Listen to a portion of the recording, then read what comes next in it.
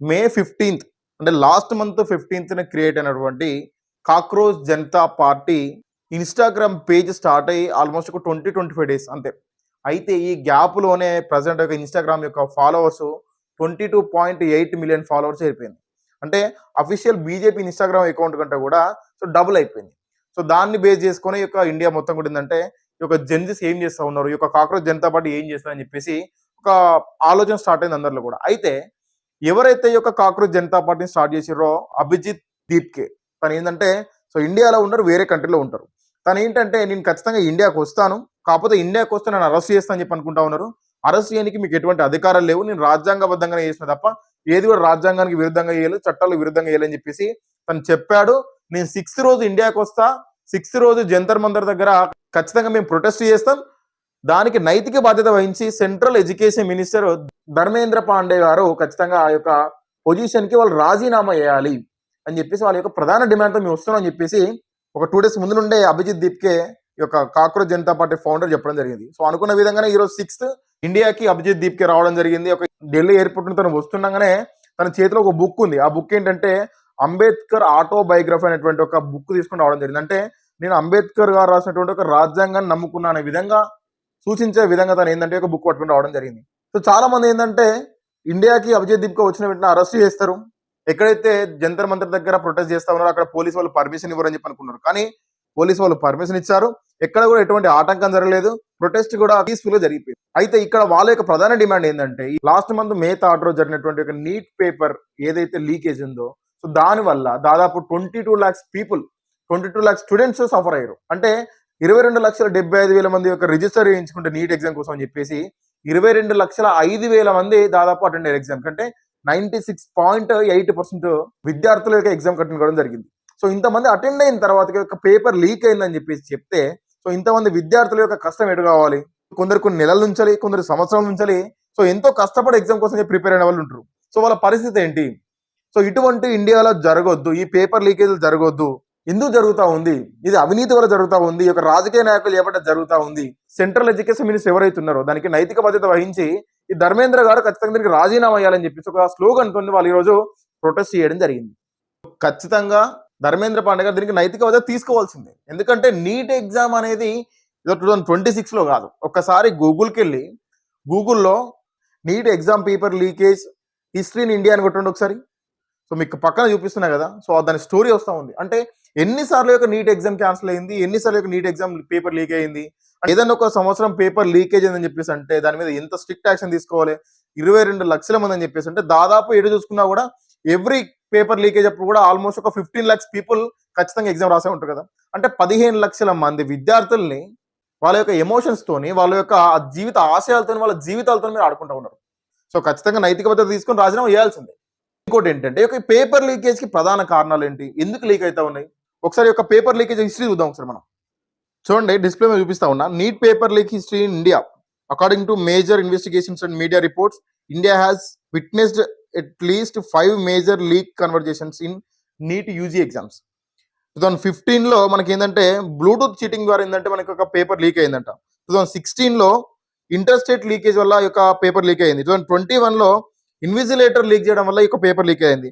2024లో oasis school paper theft చేయడం వల్ల ఈ యొక్క పేపర్ లీక్ అయింది. 2026లో mask level paper leak through digital guess paper. అంటే ప్రీవియస్గా మొన్న జరిగినటువంటి ఎగ్జామ్ ఏంటంటే ఆల్మోస్ట్ గెస్ చేసిన క్వశ్చన్లే లాస్ట్ ప్రీవియస్ పేపర్ నుంచి సేమ్ క్వశ్చన్లు వచ్చాయని చెప్పేసి ఈ విధంగా యొక్క కేసు నడిచింది. అంటే చూడండి ఇక్కడ మనం చూసినట్లయితే ఒక బ్లూటూత్ ద్వారా పేపర్ లీక్ కావడం వల్ల 15 లక్షల మంది విద్యార్థులు వాళ్ళ యొక్క ఆశల మీద నీళ్లు పోసుకున్నారు. ఒక ఇన్విజిలేటర్ పేపర్ లీక్ చేయడం వల్ల వాళ్ళ యొక్క ఆశల మీద నీళ్లు పోసుకున్నారు. ఒక స్కూల్లో ఉన్నటువంటి పేపర్ థెఫ్ట్ చేయడం వల్ల విద్యార్థుల యొక్క ఆశల మీద నీళ్లు పోసుకున్నారు. అంటే ఎంత నెగ్లిజెన్స్ ఉంది సిస్టమ్, ఎడ్యుకేషన్ సిస్టమ్ అనేది ఎంత స్ట్రాంగ్ ఉండాలి. నీట్ ఎగ్జామ్ అనేది సో చాలా మంది డ్రీమ్, డాక్టర్ కావాలని చెప్పేసి, సో మెడిసిన్ సంబంధించిన అనేక రకాలుగా ఏంటంటే ఈ యొక్క చాలా వాల్యుబుల్ ఎగ్జామ్ ఇది. సో ఈ ఎగ్జామ్ని ఎంత క్రూషియల్గా వాళ్ళు మెయింటైన్ చేయాలి, సో ఎంత ప్రొటెక్షన్తో ఈ యొక్క పేపర్ లీకేజ్ కాకుండా ఎంత ఈ యొక్క ఆన్లైన్ ఉన్నటువంటి ఒక సైబర్ సెక్యూరిటీ కావచ్చు, ఒక ఫైర్ వాల్స్ కావచ్చు, లేదనుకుంటే ఆఫ్లైన్లో ఎక్కడ స్టోర్ చేసినప్పుడు దానికి సెక్యూరిటీ కావచ్చు, సో ఏ లెవెల్లో ఉండాలి. ఒక బ్లూటూత్ ద్వారా ఒక థెఫ్ట్ చేయడం వల్ల పేపర్ లీక్ అని చెప్పేసి అంటే నిజంగా సిగ్గుచేటు ఎడ్యుకేషన్ మినిస్టర్. ఇంకోటి ఏంటంటే ఎప్పుడైనా అబ్జర్వ్ చేశారా? ఓన్లీ నీట్ పేపర్ మాత్రమే, నీట్ ఎగ్జామ్ మాత్రమే పోస్ట్‌పోన్ అయితా ఉంటది. నీట్ పేపర్ మాత్రం లీక్ అయితా ఉంటది. రిమైనింగ్ ఎగ్జామ్స్ అనేవి ఎందుకు గావు? మనకి రిమైనింగ్ చాలా ఎగ్జామ్స్ ఉంటాయి కదా! సో, మనకి ఎంసెట్ కావచ్చు, లేకుంటే ఈ యొక్క బీటెక్ సంబంధించిన ఎగ్జామ్స్ కావచ్చు, ఈ యొక్క లా సెట్ కావచ్చు, ఇటువంటి ఎగ్జామ్స్ ఏది కూడా పేపర్ లీకేజ్ కాదు. ఓన్లీ నీట్ పేపర్ మాత్రం లీక్ అయితది. ఎందుకని చెప్పేసి one of the best professional and one of the reputation professional అని చెప్పేసి అంటే ఇండియాలో డాక్టర్. సో, ఇండియా అని మాత్రమే వరల్డ్‌లో ఎక్కడికెళ్ళినా కూడా ఒక డాక్టర్ ప్రొఫెషన్‌కి చాలా డిమాండ్ ఉంది. దానివల్ల ఏందంటే ఈ యొక్క పేపర్ లీకేజీ ఎక్కువ జరుగుతా ఉంది. ఎక్కువ మంది డాక్టర్స్ గనక బయటకొచ్చే ఉంటే ఈ యొక్క మెడికల్ మాఫియా జరగదు. దాని గురించి చెప్పేసి ఈ యొక్క పేపర్ లీకేజ్ వెనుక చాలా పెద్ద సంస్థ ఉంటది. పెద్ద దందా నడుస్తా ఉంటది. ఎవరైతే ఒక మెడికల్ మాఫియా యొక్క మెడికల్ దందా నడుస్తా ఉంటదో ఇండియాలో, సో వాళ్ళ యొక్క పేపర్ లీకేజ్ చేపిస్తా ఉంటారు.